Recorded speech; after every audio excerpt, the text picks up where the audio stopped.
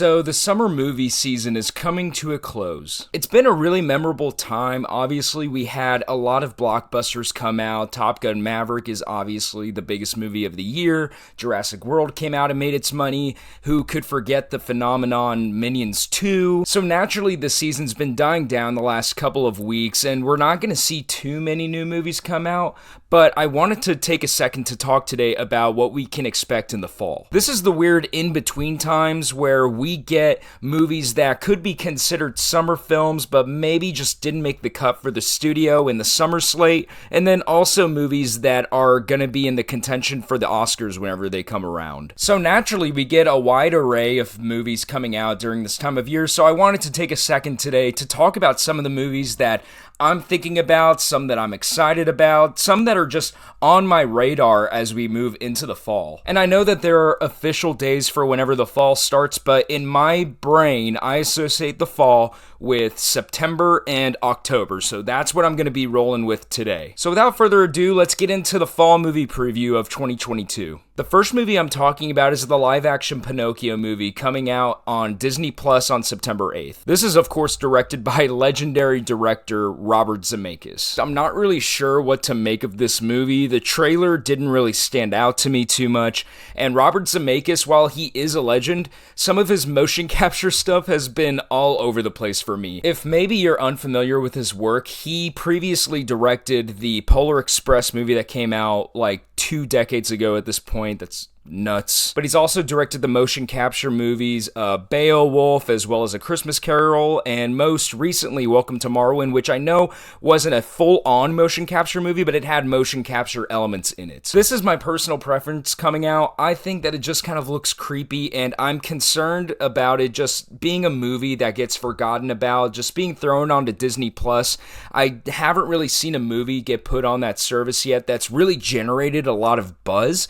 And so I feel like this is a movie that maybe people won't really care about whenever it comes out. But I mean, you have America's Dad, Tom Hanks as Geppetto, so you're gonna get the benefit of the doubt from me. So I'll give it a shot whenever it comes out on Disney Plus on September 8th. Hopefully Robert Zemeckis crafted a good one here. Now with a hard left, we have Barbarian coming out on September 9th in theaters. If you've seen any rated R movie in the last 2 months, you have seen the trailer for this. It's basically about a woman who gets an Airbnb, but there's already a guy there, and then there's some sort of secret basement, and I don't know, it just looks like a pretty insane, gruesome horror movie. But I'd be lying if I said the trailer didn't at least interest me. I mean, Bill Skarsgård is in it. He famously played Pennywise the Clown. I'm not familiar with the lead actress, but she looks like she does a good job in the movie. And then, I mean, the movie has Justin Long.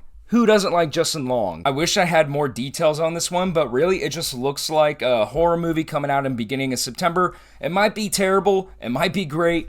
Don't really know. So right after I finish watching Pinocchio on Disney Plus, I will be sure to check this movie out whenever it hits theaters on September 9th. Then the next week on September 13th, we are getting Clerks 3, directed by Kevin Smith. Obviously, if you're familiar with Kevin Smith, you know the story behind the original Clerks coming out in the mid-90s, made on a micro budget, I think for maybe like a ham sandwich. While I haven't seen the first 2 Clerks movies, I'm definitely going to try to give them a watch before this comes out, because it's just an interesting piece of cinema. The fact that this famous filmmaker spurred an entire career off of a movie that really had no business being famous in the first place is just very appealing to me. It's also been 16 years since Clerks 2, so I'm wondering what they're gonna do there with that sort of a time jump. So if you're someone who likes the Clerks franchise, or you're just at all interested in the story of the original Clerks, the 3rd one comes out in the middle of September. Maybe go give it a watch. Next up, we have The Woman King coming out on September 16th that stars Viola Davis and John Boyega. Viola Davis is straight up one of the best actresses working in Hollywood today.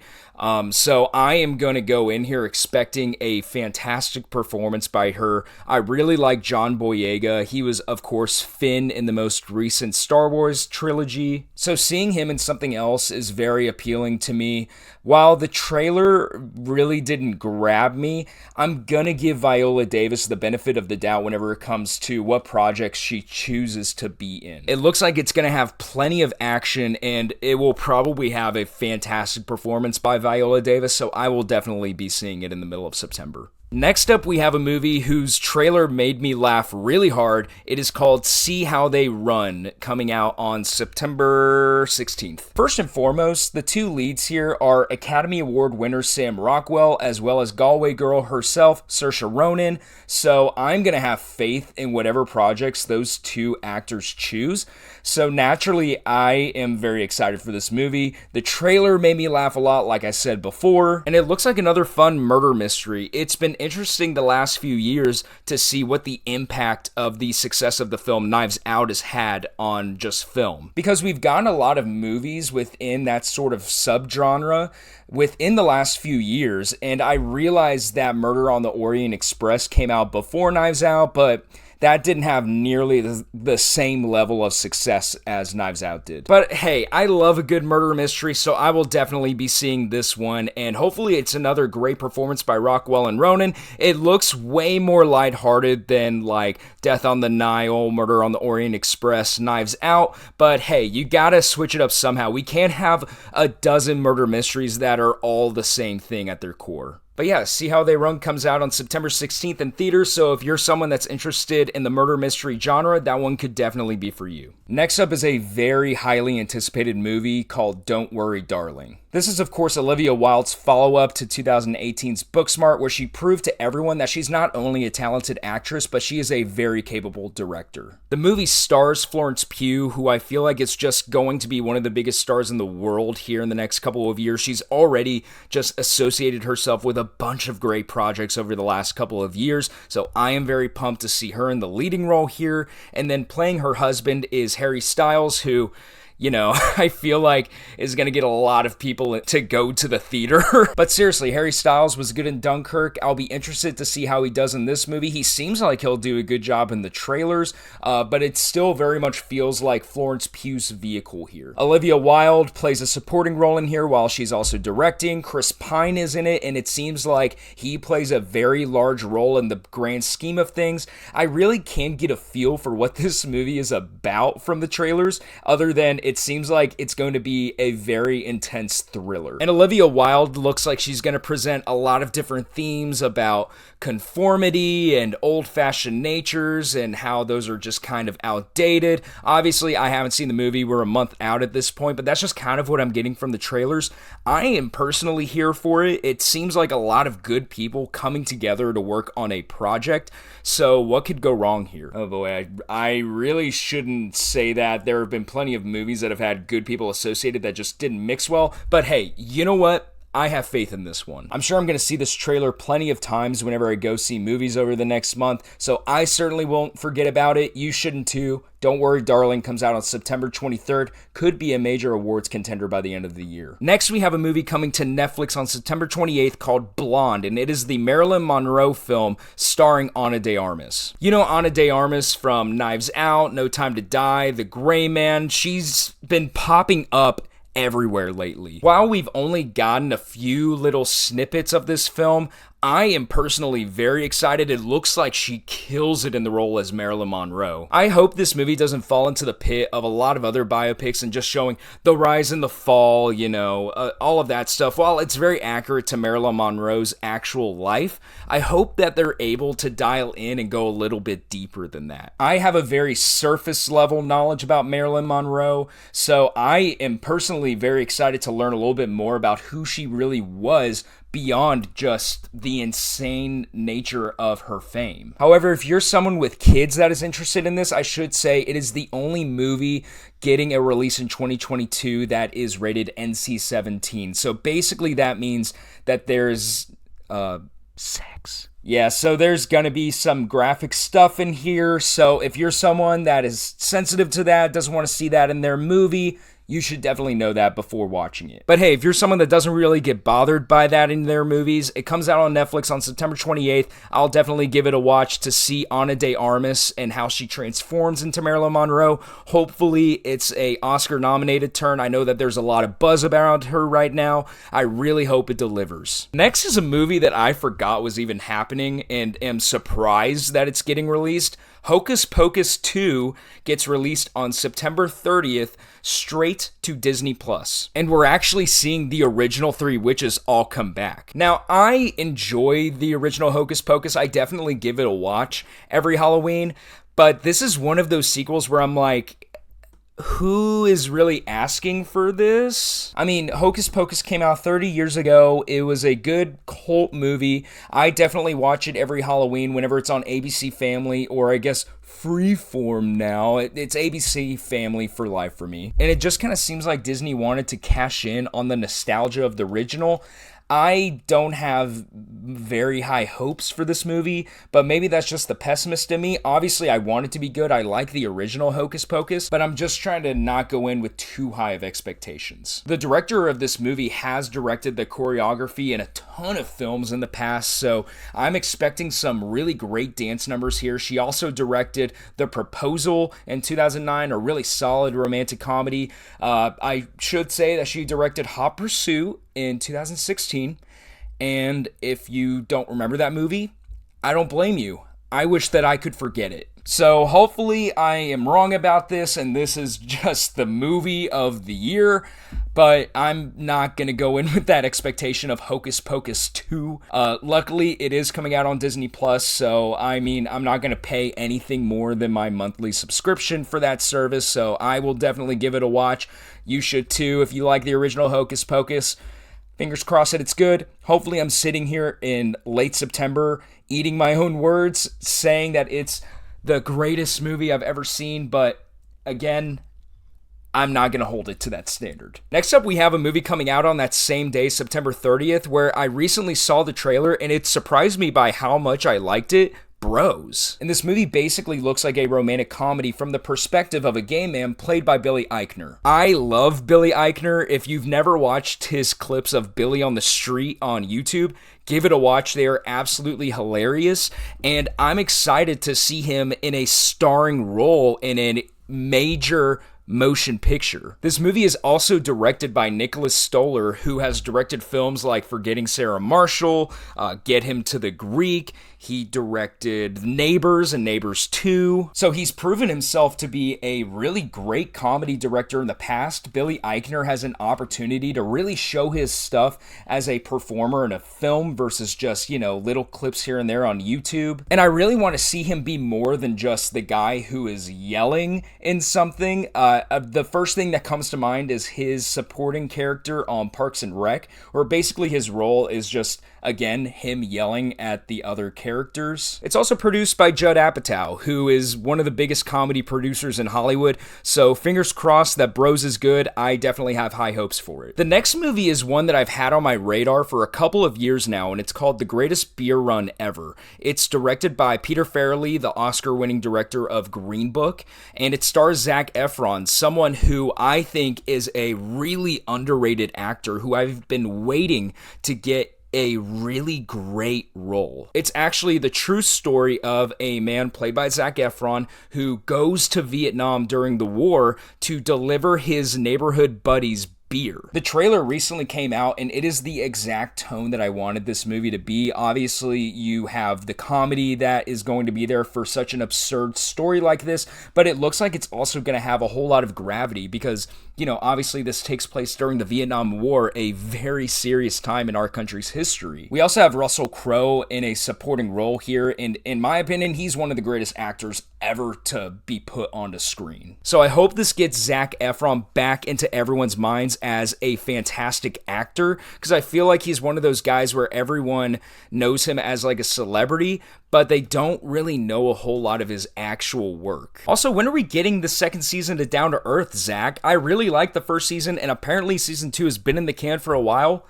Just release it. But anyway, Greatest Beer Run Ever comes out September 30th on Apple TV Plus. I am going to be watching that thing the moment it comes out. I may even stay up late to watch it. Again, one of my highest anticipated movies of the year.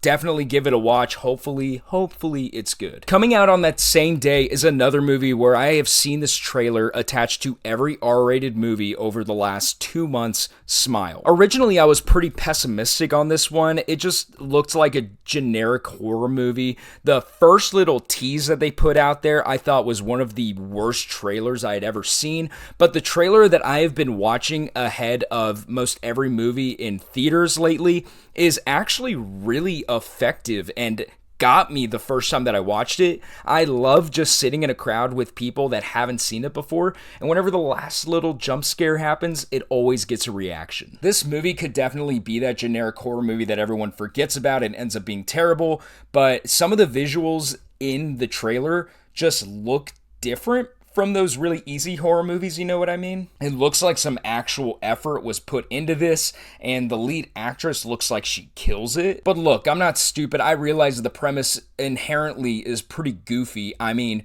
people just smile whenever you're about to die. I mean, it just kind of, it seems like something that's been done before, but not quite in that way. And the title of the movie, Smile, I mean, come on, you couldn't have come up with anything better. But enough of that pessimism. I'll be interested to see how this movie is whenever it comes out in theaters on September 30th. Next up is the highly anticipated movie by David O. Russell, famous director behind Silver Linings Playbook, Joy, I Heart Huckabees, The Fighter. This guy's resume is stacked. Amsterdam. David O. Russell has made like some of the best written movies of the last 20 years, in my opinion, and it's been a while since we got a movie from him. I think his last one was Joy in 2015. He's always able to bring a ridiculously stacked cast, and that doesn't look like it'll be any different with this one. The three main leads are Christian Bale, Margot Robbie, and John David Washington, but then we also have a supporting cast of Chris Rock, Anya Taylor-Joy, Zoe Saldana, Mike Myers, Michael Shannon, Timothy Olyphant, Andrea Riseborough. I can picture her face, but I guess I should have read her last name beforehand, but she's famous. Then we have Taylor Swift in there, following up on her legendary role in Cats. And then we have Rami Malek and, of course, Robert De Niro. Just a preposterously good cast.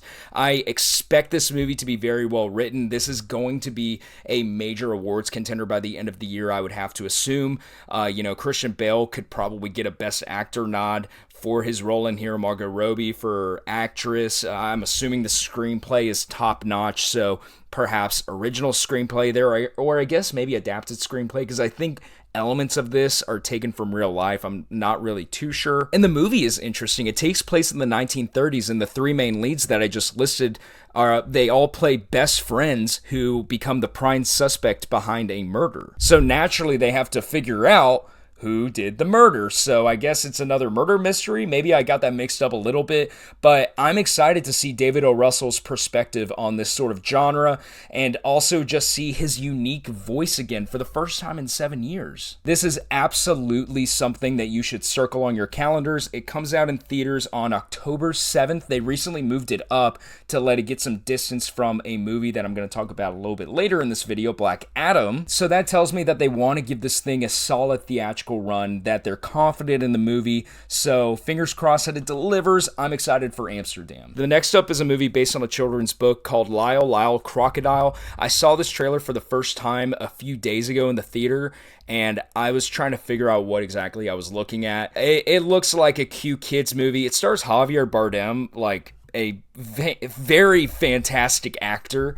The directors are Will Speck and Josh Gordon, who they've directed something that I know of. Hold on, let me look this up. Oh my gosh, they directed Blades of Glory.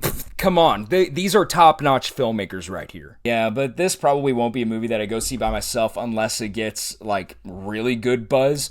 Shawn Mendes plays the talking crocodile here. If you're a Shawn Mendes fan and you want to hear him sing as a crocodile, this is definitely the movie for you. Then the next week we get Halloween Ends on October 14th. I was not a fan personally of the 2018 Halloween. The slasher movie just isn't my thing, you guys. I have to be honest. It just isn't my thing. So while there's some like solid directing going on, I just don't like the premise of the movie where we're just following a character that goes around murdering people in horrible ways. That's just me. I don't have fun in those movies, so I didn't like the 2018 Halloween, and I didn't actually go see the sequel that came out last year, I want to say. This is supposed to be the conclusion of the new Halloween trilogy directed by David Gordon Green, who's directed some really great movies in the past, some solid comedy movies as well as dramatic films. The first one that comes to mind right here is Stronger, the 2017 film starring Jake Gyllenhaal. A really great movie if you haven't watched it. I'm not going to go see it because I know I'm just not going to like it.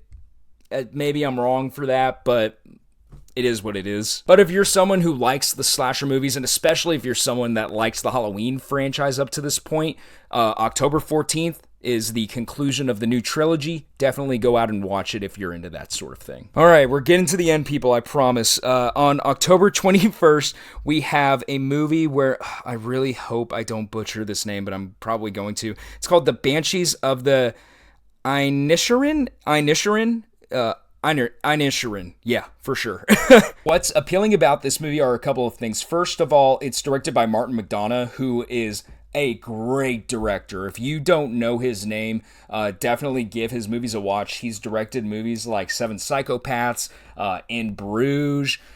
He most recently directed Three Billboards Outside Ebbing, Missouri, one of the best movies of the 2010s. And it stars the duo of Colin Farrell and Brendan Gleeson, who were in Bruges together. In Bruges together. I could have phrased that better, but you know what I mean. And the movie's about two friends that basically decide that they're not going to be friends anymore. I'm expecting this movie to, I guess, play into the more dramatic elements of McDonagh's direction that he showed in Three Billboards, but then also have that comedic side that he's shown in every single movie of his up to this point. This is one that I would assume is going to get a lot of award attention, probably for its screenplay.